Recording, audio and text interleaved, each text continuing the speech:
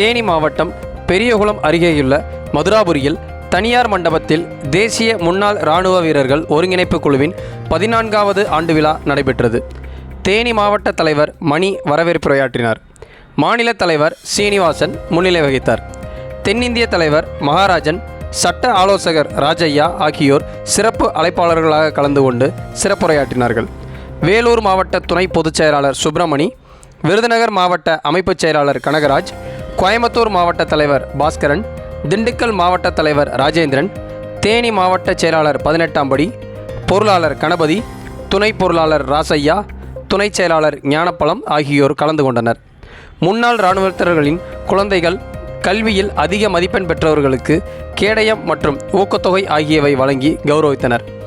இராணுவ வீரர்களின் குழந்தைகளின் கல்வி வளர்ச்சிக்கான அரசு திட்டங்கள், உடல் நலம் காத்தல், சட்ட பயிற்சி விழிப்புணர்வு, இழப்பீடு பெறுவதற்கு வழிவகை செய்தல், இமெயில் மற்றும் வெப்சைட்டுகளை கையாளுதல் போன்றவைகளை பேசினர்.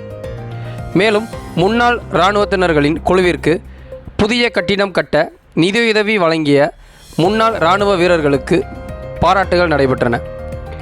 இந்நிகழ்ச்சியின் முடிவில் மாநில துணைத் தலைவர் பால்பாண்டியன் நன்றி கூறினார்.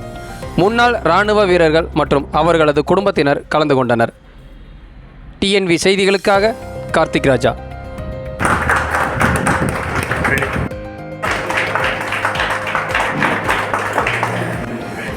இன்னும் 2 ஆண்டு